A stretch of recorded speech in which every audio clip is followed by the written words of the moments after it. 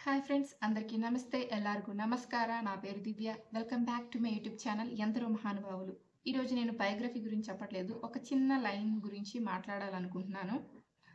అయితే ముందుగా నా ఛానల్ని చూసే వాళ్ళు ఎవరైనా కొత్తగా ఉంటే ఛానల్ లైక్ చేయండి, షేర్ చేయండి, సబ్స్క్రైబ్ చేయడం మర్చిపోకండి. మీరు ఇచ్చే చిన్న లైక్ నాకు చాలా మోటివేషన్ ఇస్తుంది. Please do like. టాపిక్లోకి వస్తే, చెడు వినకు, చెడు చూడకు, చెడు మాట్లాడకు. చెడు వినకు ఈ పదానికి వస్తే మనం పొద్దున్న లేచిన దగ్గర నుంచి న్యూస్ పేపర్లో కానీ టీవీలో కానీ టీవీ ఛానల్ న్యూస్ ఛానల్స్ అయితే అసలు నెగిటివ్ న్యూస్ ఫేక్ న్యూస్ మీదే కాన్సన్ట్రేట్ చేసి ఇంకా ప్రపంచంలో అసలు పాజిటివిటీయే లేదన్నట్టు చూపిస్తున్నారు.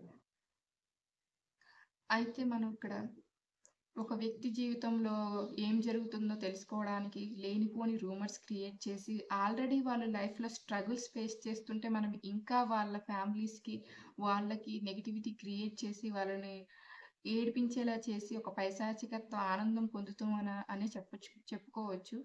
చెడు చూడకు అనే విషయానికి వస్తే టీవీ సీరియల్స్ నుంచి మొదలు పెడితే టీవీ షోస్, రియాలిటీ షోస్, సినిమాలు, దీనికి చాలదన్నట్టు వెబ్ సిరీస్, ఇలా అన్నీ చెడు చూస్తున్నాము. ఎంటర్‌టైన్‌మెంట్ అనే పేరుతో మనల్ని మనం కోల్పోతున్నాం అనేది నా అభిప్రాయం.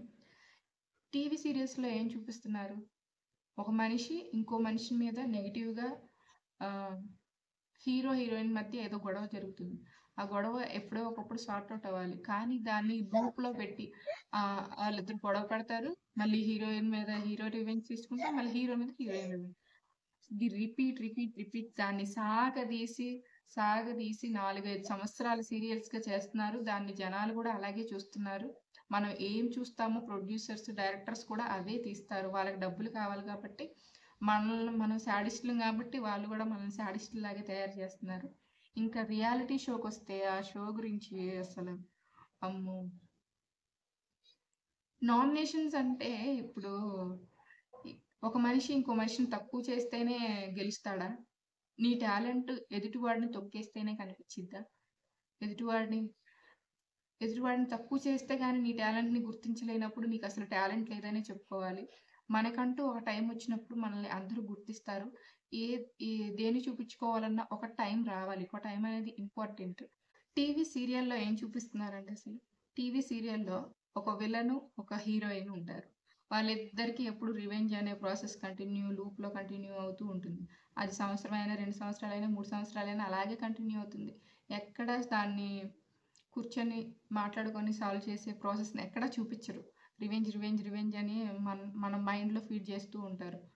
మనం కూడా అలా చూస్తూ ఉంటాం. ప్రొడ్యూసర్స్, డైరెక్టర్స్ వీళ్ళు కూడా జనాలు ఏవైతే చూస్తారో దాన్నే తీయడానికి ప్రయత్నిస్తారు. ఎండ్ ఆఫ్ ద డే వాళ్ళకి కావాల్సింది మనీ. వాళ్ళు అసలు సీరియల్స్ చూడరు. వాళ్ళు చేసుకునే సీరియల్స్ వాళ్ళు చూడరు. సో, మీ టైంని మీరు వేస్ట్ చేసుకోకండి. ఇంకా 'బిగ్ బాస్' షో విషయానికొస్తే, ఆ షో చూడడం వల్ల మనకి ఎలాంటి ప్రయోజనం లేదు.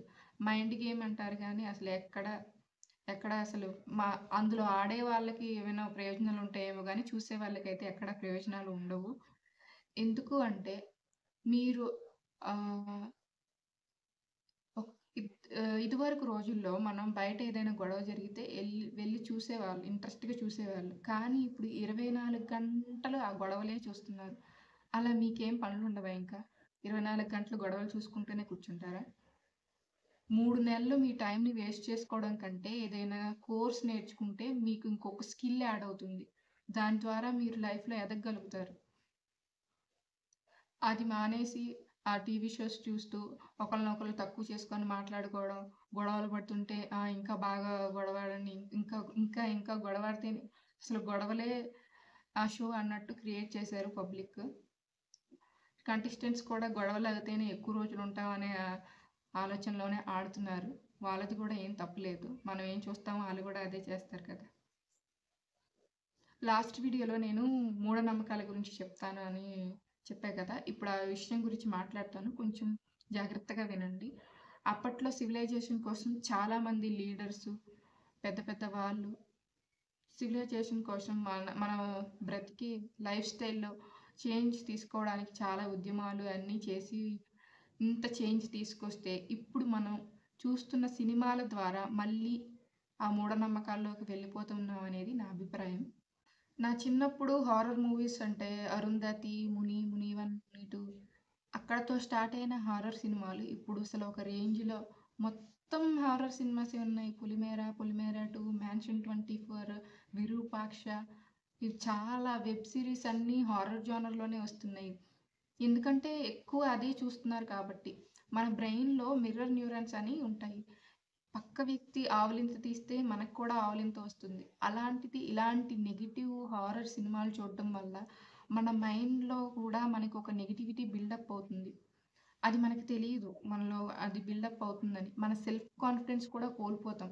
మనం ఒంటరిగా ఉన్నప్పుడు ఎప్పుడైనా గానీ ధైర్యంగా ఉండలేకపోతాం. ఏదో ఒక ఇన్సిడెంట్, ఏదో ఒక మూవీలో ఏదో ఒక సీన్ గుర్తుకొచ్చి చాలా చాలా లోగా ఫీల్ అవుతాం. భయపడతాం. ఎక్కడో ఒక చోట భయపడతాం. సో, ఇలాంటి సినిమాలు చూడటం వల్ల మనం నెగటివిటీని ఇంకా పెంచుకుంటూ పోతూ మెయిన్‌గా ఇప్పుడొచ్చే సినిమాలన్నిటిలో బ్లాక్ మ్యాజిక్ అనే ఒక ఎలిమెంట్‌ని హైలైట్ చేసి చూపిస్తున్నారు. అలా చూపిచ్చడం వల్ల మనం ఎప్పుడో మర్చిపోయిన ఈ మూఢనమ్మకాలన్నీ మళ్ళీ మన లైఫ్ స్టైల్‌లో మనం ఇంక్లూడ్ చేసుకోవాల్సిన పరిస్థితి వచ్చింది ఈరోజు. చాలామంది వాటికి ఇన్‌ఫ్లూయెన్స్ అయ్యి దాన్ని నేర్చుకొని, దాన్ని ప్రయోగించడం వల్ల ఇప్పుడు ఏ ఊరికెళ్ళినా గానీ, ఏ న్యూస్ పేపర్‌లో చూసినా గానీ ఇలాంటి కేసెస్ చాలా ఎక్కువైపోయాయి. మనం ఏదైనా సినిమా చూసేటప్పుడు 100కి 10 సార్లు ఆలోచించుకోవాలి. అది ఏ జోనర్‌లో వస్తుంది? కామెడీయా? హారరా? దాన్ని చూస్తే మన మైండ్ ఎంత ఇన్‌ఫ్లూయెన్స్ అవుతుంది? ఎంత ఇంపాక్ట్ అవుతుంది? అని కాలిక్యులేట్ చేసుకోండి. మనం ఏది చూస్తామో మనం అదే. సినిమాలో 10% మాత్రమే గుడ్ ఉంటుంది. కానీ చూపిచ్చే ప్రాసెస్‌లో 90% చెడుగానే చూపిస్తున్నారు. దాన్ని ఎట్లా చేయాలని పూసగుచ్చినట్లు చూపించడం వల్ల, మనం తెలియకుండానే మనుషులు ఇన్‌ఫ్లూయెన్స్ అయిపోతున్నారు. సో, ఏదైనా చూసేటప్పుడు జాగ్రత్తగా ఆలోచించి, మీరు దాని నుంచి రిఫ్రెష్ అవ్వగలను, నా బ్రెయిన్‌ని నేను యాక్టివేట్ చేసుకోగలను అనుకుంటే, అది మీ పర్సనల్ చాయిస్.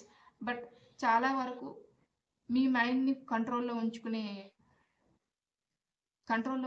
చాయిస్ మీ చేతిలోనే ఉంది. చెడు మాట్లాడకు అనే విషయానికొస్తే, ఈ రోజుల్లో పేరెంట్స్ ఎక్కడికైనా ఫంక్షన్‌కెళ్తున్నప్పుడు పిల్లలు అంత ఇంట్రెస్ట్ చూపించరు సోషల్ గ్యాదరింగ్స్‌లో. సోషల్ గ్యాదరింగ్స్‌లో ఏమవుతుందంటే, మన ఇండియన్ సొసైటీలో నువ్వు లావుగా ఉన్నావు, నువ్వు సన్నగా ఉన్నావు, ఎలా ఉన్నావు అని అడగడం కంటే, సన్నగా అయిపోయావు, లావుగా అయిపోయావు అని బాడీ డిస్క్రిమినేషన్ చేయడం, వాళ్ళ నెగెటివ్స్‌ని ఇంకా ఇంకా గుర్తు చేసి వాళ్ళని ఇన్‌సెక్యూర్‌గా ఫీల్ చేస్తారు. అంతే కాకుండా లేనిపోని అడ్వైజులు ఇస్తారు వాళ్ళ లైఫ్ గురించి. వాళ్ళ లైఫ్ గురించి ఆల్రెడీ వాళ్ళకొక క్లారిటీ ఉంటుంది. వాళ్ళొచ్చి మిమ్మల్ని ఎప్పుడూ అడ్వైజులు అడగరు. సో, లేనిపోని అడ్వైజులు ఎప్పుడు ఎవరికీ ఇవ్వొద్దు అని నా సలహా. మీరు వీలైతే ఒక మాట ద్వారా వాళ్ళని పొగడండి. పొగిడి వాళ్ళకి ఒక ఎంకరేజ్‌మెంట్ ఇవ్వండి. దాని ద్వారా వాళ్ళు ఇంకా అర్థం చేసుకొని ఇంకా పాజిటివ్‌గా వాళ్ళ లైఫ్‌ని, వాళ్ళ కెరియర్‌ని మార్చుకోగలుగుతారు. ఏమైనా సజెషన్స్ ఉంటే సజెషన్ లాగే చెప్పండి గానీ, ఫోర్స్ చేసి చెప్పకండి అడ్వైజులు ఇచ్చేటప్పుడు. అడ్వైస్‌కి, సజెషన్‌కి చాలా చాలా చెప్పే విధానంలో డిఫరెన్సెస్ ఒపీనియన్స్ వస్తూ ఉంటాయి. మనం కొన్ని విషయాలకొస్తే అసలు హ్యుమానిటీయే లేదు అనిపిస్తుంది. మనం అసలు హ్యూమన్ బీయింగ్స్ అనే మర్చిపోయి, ఒకరికొకరు సహాయం చేసుకోవాలి అనే విషయాన్ని మర్చిపోతున్నాం. ఈ రోజుల్లో అసలు హ్యుమానిటీ ఉందా అని ఆలోచిస్తే కొన్ని సిట్యుయేషన్స్ ద్వారా ఉంది అని అనిపిస్తుంది అప్పుడప్పుడు. బట్ చాలా వరకు హ్యుమానిటీ లేదు అనిపిస్తుంది. ఇప్పటికైనా మనం అందరం మనుషుల్లాగా ఉంటూ, ఒకరికొకరు హెల్ప్ చేసుకుంటూ సపోర్ట్‌గా ఉందాం. Thank you for watching my video till the end.